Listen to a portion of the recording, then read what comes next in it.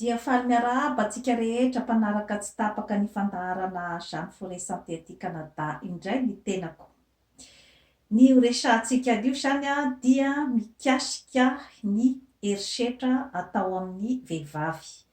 Efa noresantsika teto ny herisetra eo amin'ny ankizy fa indray mitoraka ity indray zany dia mipaka bebe kokoa zany eo amintsika vehivavy ny resaka.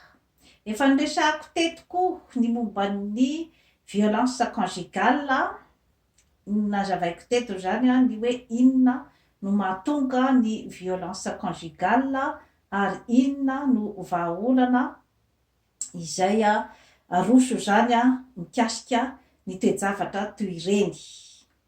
Fa androany zany sika dia hiditra bebe kokoa zany eo amin'ny hoe ny herisetra amin'ny endriny maro zany amin'ny vehivavy. Izany hoe vo lavidavitra kokoa zany ireo karazana herisetra fa tsy mijanona ihany zany ao amin'ny herisetra ao an-tokantrano. Inona moa zany ny atao hoe herisetra? Ny herisetra dia nikarasana fanjakazakana, fampiasana hery batana amin'ny olona iray zany vokatry ny atezerana mba entina amotopotehana zany olona iray izay tiana anatanterahana faniriana kanefa tsy nanome an'izany karazana fahafinaretana zany na ny ataontsika hoe zany hoe ny satisfaction amin'ny olona iray ka mahatonga ny atezerana izay miantefa any amin'ny olona indrasan-javatra. Izay angambany no famariparitana zany amin'ny ankapobeny zany ny mahatonga ny herisetra rehetra amin'ny endriny maro zany eto ambonin'ny tany. Ka ny eo amin'ny vehivavy zany dia matetika io herisetra io zany izay efa niteneniko teo zay ny amin'ny hoe ao an-tokantrano, misy ihany koa ny herisetra any amin'ny toeram-piasana, eo ihany koa ny herisetra amin'ny fiarahamonina, eo ihany koa ny herisetra zany amin'ny fifandraisana andavanandro. Ka ireo zany no hoadiaditsika. Ny herisetra izay mitranga ao an-tokantrano zany dia ny fikasihan-tanana avy amin'ny lehilahy zany satria vehivavy moa zany no resantsika eto amin'ny victime. Dia ny fikasihan-tanana avy amin'ny rangahy zany makany amin'ny ramatoa. Tsy voatery ho resaka fikasihan-tanana ihany na violence physique zany fa mety misy ihany koa zany ny violence psychologique, izany hoe ireo teny mahery, ny fanopana, ny fihetsika mamizambizana rehetra izay atao amin'ny vehivavy zany. Eo ihany koa ny herisetra ara-bola dia ny tsy fanomezana azy ny vola hikarakarana ny tokantrano. Izany zavatra rehetrarehetra izany zany dia kilasiana ao anatin'ny herisetra ao an-tokantrano. Eo ihany koa ny herisetra ara-nofo, izany hoe fanerena an'ilay vehivavy zany anao firaisana ara-nofo kanefa ilay vehivavy zany tsy mankatoa ny anaovana an'izany aminy. Ny herisetra any am-piasana, miseho amin'ny endriny maro zany ny herisetra any am-piasana dia ny herisetra ara-nofo, izany hoe ny filana ara-nofo zany amin'ny vehivavy iray tsy amin'ny sitrapony. Zay zany tsara homarihana tsara zay zavatra zay. Mety miseho amin'ny endrika maro io, izany hoe mety hoe resaka chantage, izany hoe raha ohatra zany ka misy tompon'andraikitra iray izay hoe eo am-pelatanany ny ananan'ny vehivavy iray ny posta iray na ny andraikitra na ny hoe asa ao amin'ny toeram-piasana iray, izany hoe misy resaka relation de pouvoir zany a amin'izay fotoana izay, dia mangataka izy ohatra firaisana ranofo amin'ilay vehivavy, izany hoe mba ilazana fa hoe raha ohatra ka tsy manaiky ianao zany a dia tsy ho azonao zany a io posta izay tianao iandraiketana, na hoe esoriko teo amin'io andraikitra ho io ianao na roako miasa, izay zany a dia ilay karazana chantage zay zavatra zay.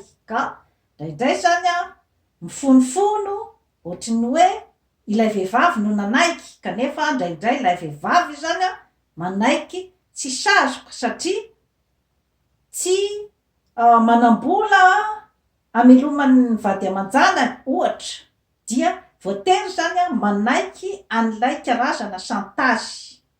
Ka amin'io zany dia raha misy ny hoe fanadihadiana de ohatrany hoe ilay vehivavy anie no nanaiky ndraindray zany atolaka ohatran'izay zany ny fandehan'ny raharaha. Misy koa zany ny hoe herisetra de tena hoe akitsirano fotsiny zao zany ny hoe hanao firaisana ranofo amin'ny vehivavy iray ao am-piasana nefa izy zany tsy manaiky.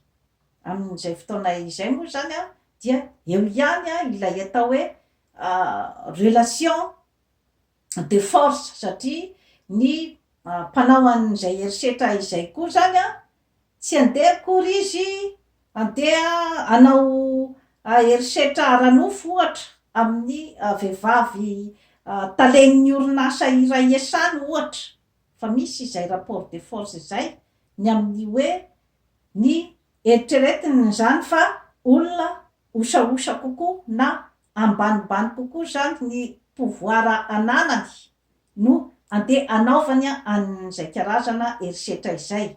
Misy ihany koa tsy miakina amin'izany zavatra rehetrarehetra izany fa de fa ny hoe areti-tsaina izay misy ao amin'ny lehilahy iray dia tsy aitohaina ny faniriana ao aminy zany, miseho amin'ny endrika maro daholy reny zavatra rehetrarehetra ireny.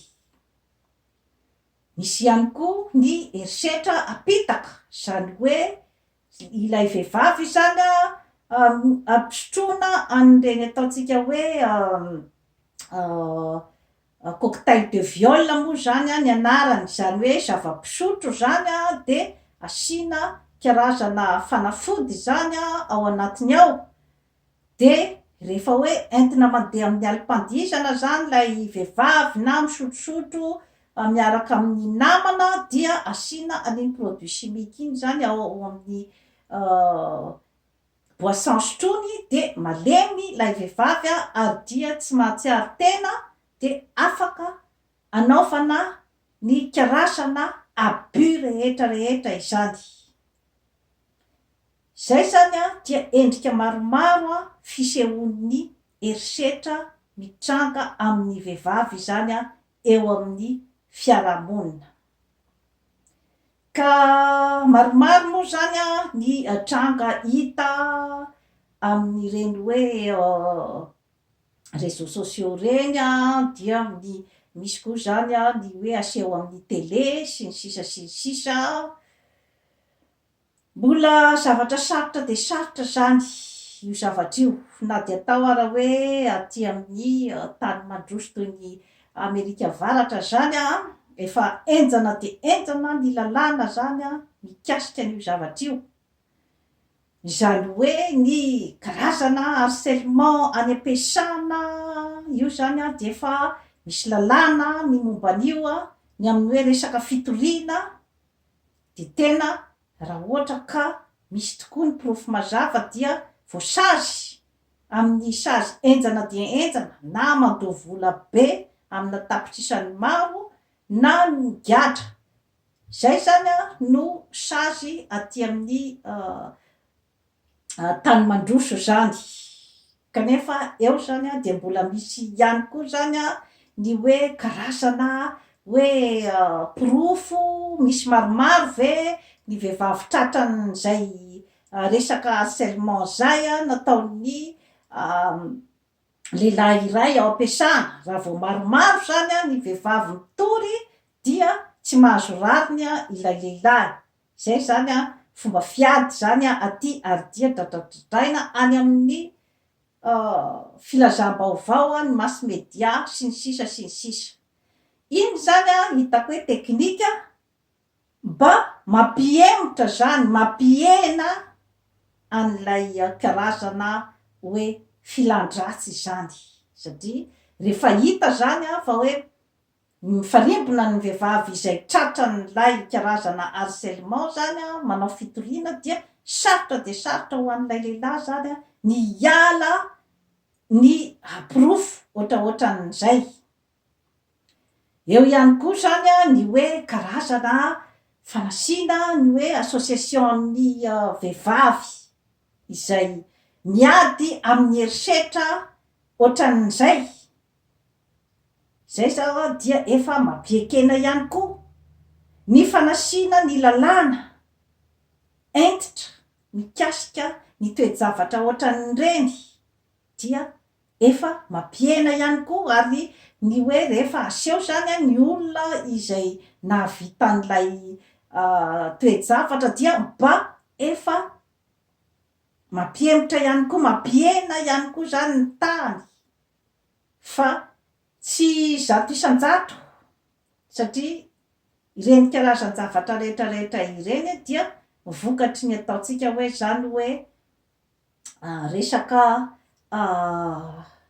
tsy fahampian'ny saina zany, zany hoe tena hoe karazana maladie mentale le izy zany a rehefa atao zany a ny fikarohana ny amin'ny hoe lehilahy mpanolana sy ny lehilahy izay mpanao herisetra amin'ny vehivavy. Misy antony maro, ny antony zany a mahatonga ny lehilahy iray zany a manao ny herisetra any amin'ny vehivavy amin'ny endriny maro dia betsaka. Misy zany a ny hoe karazana tsy fitokisantena eo amin'ny lehilahy iray, izany hoe tsy mahatoky tena izy zany a ny amin'ny hoe ho azoko ve ty vehivavy ty raha ohatra ka ataoko ny fitoriam-pitiavana amin'ny fomba tsotra, amin'ny fomba normal, dia efa tsy mahatoky tena izy zany hoe ela loatra koa. Mety zay koa ny ao anatin'ny eritreriny na hoe manahirana azy zany zavatra rehetrarehetra izany, izany hoe ilay toe-tsaina narsisika. Ilay toe-tsaina narsisika zany a de ilay hoe tsy mijery afa-tsy ny tombontsoan'ny olona iray eo amin'ny fifandraisana, ary tsy mahay mipetraka amin'ny plasin'ny olona izay iandrasan-javatra, ka mahery de mahery ilay filana ao amin'ny olona iray izay manana ny atao hoe karaktera narsisika dia izay no mahatonga azy zany ny hoe tsy maintsy alaiko akeriny ny zavatra izay tadiaviko amin'ity olona ity mba azahoako ny fahafinaretana ato amiko, ary tsy miraharaha izay mety ho fiantraikan'izany zavatra zany amin'ny olona hitadiavan-javatra, na hamono azy ny zavatra tadiaviko aminy, na handratra ny fony mandrakizay ny zavatra tadiaviko aminy, na tena hamodipotika ny fiainana dia ny fantatro dia ny hoe azoko ny zavatra tadiaviko. Izay zany ilay ataontsika hoe karaktera narsisika zany ao amin'ireny karazan'olona ireny. Zany hoe agresseur moa zany no hoe terme scientifique, terme psychologique zany ilazana ny lehilahy mahavita an'ireny karazan-javatra ireny. Eo ihany koa zany ilay toetra kanosa, zany hoe tia manararaotra ny osaosa kokoa, ny faible zany, satria reny karazan'olona reny koa zany dia olona tsy de tena say misedra ny olona mitovy hery aminy, fa matetika ny olona izay osaosa kokoa zany no atakeny.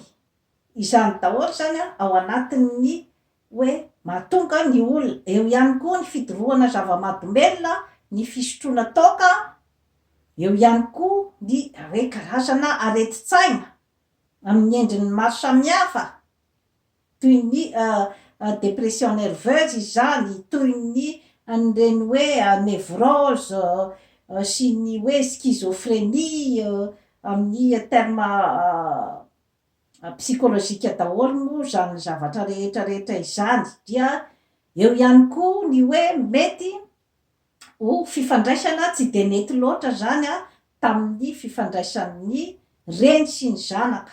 Izany hoe misy karazana zany hoe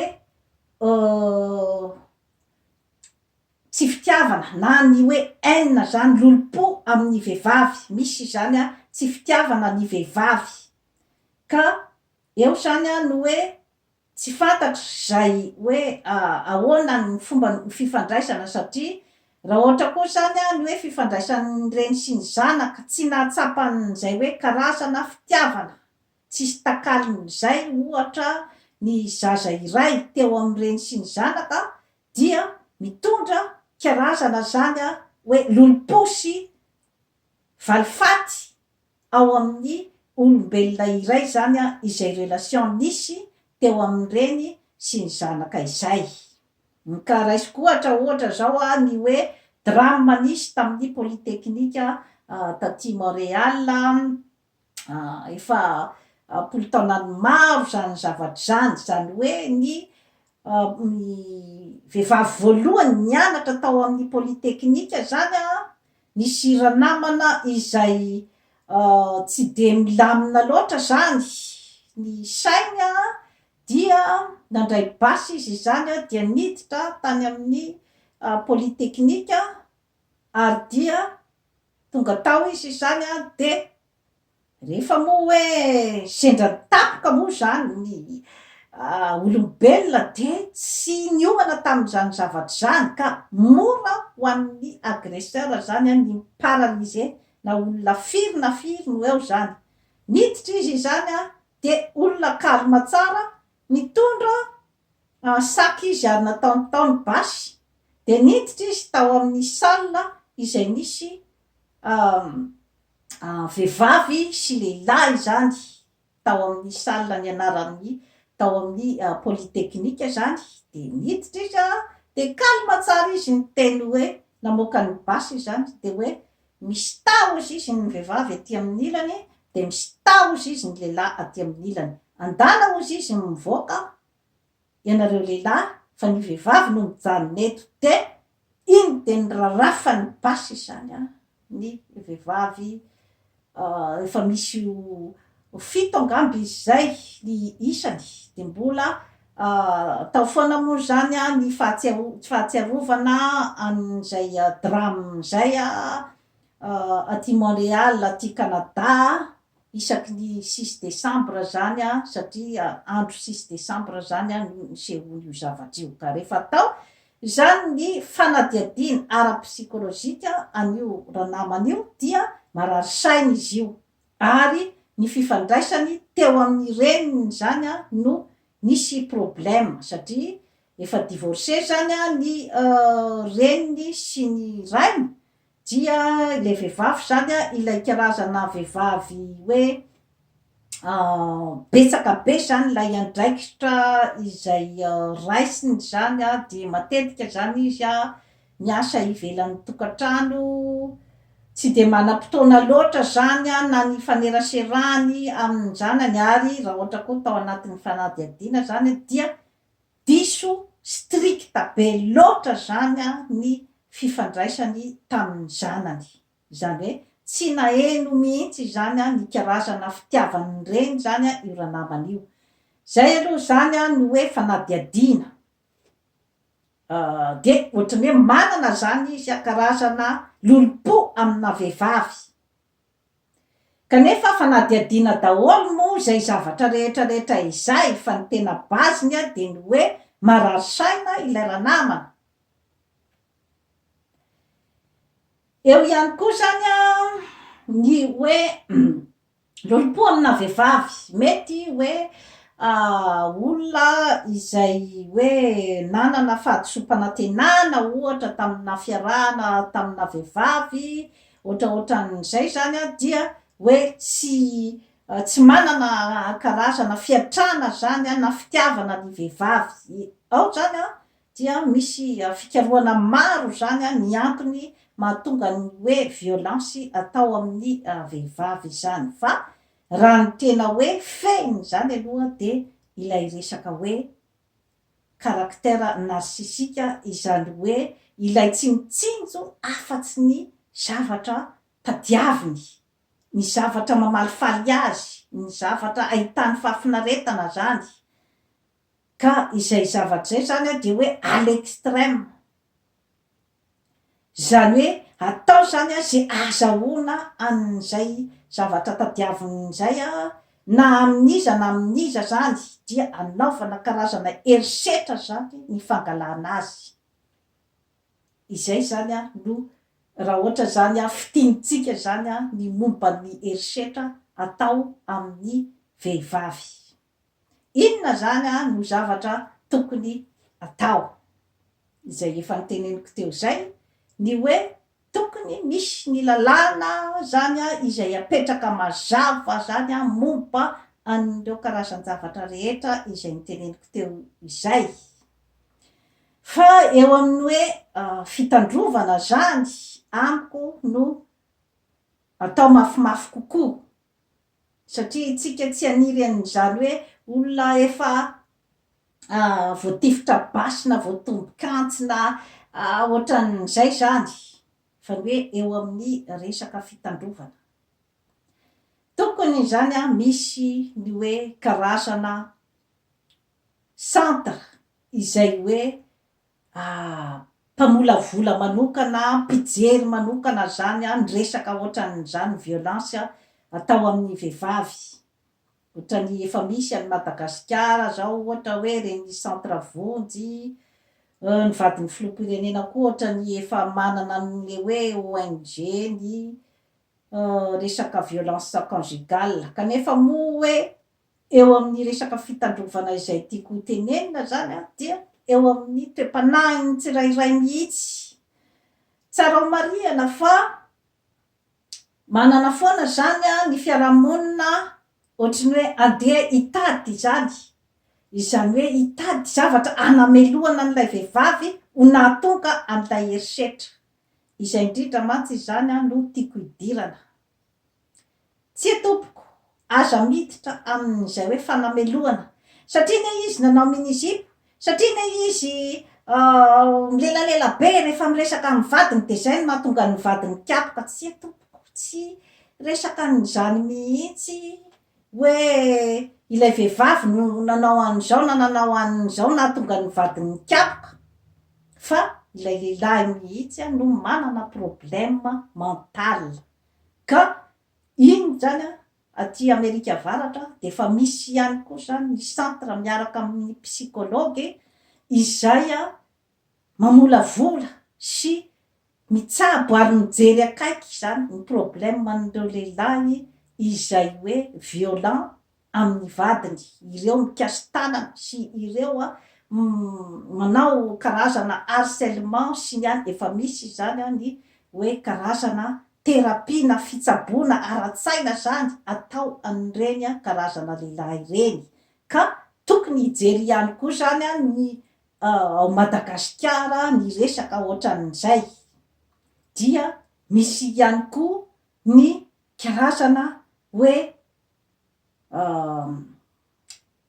fikambanana ohatra hoe manao ny famitrana-pihavanana eo amin'ny mpivady, satria mantsy zany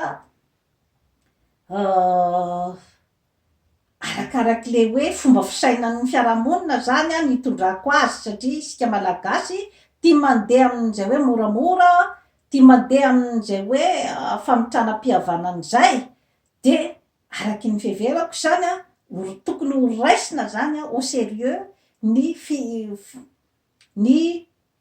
fikojakojana ny toetsaina hoentin'ny mpivady ao amin'ny tokantrano, zany hoe atoro azo mihitsy zany a ny hoe tokony fifampitondrana ao amin'ny tokantrano, dia misy ihany koa zany a ny hoe famitranam-pihavanana eo amin'ny tokantrano. Zany zavatra rehetrarehetra izany zany a hoentiko ilazana ny hoe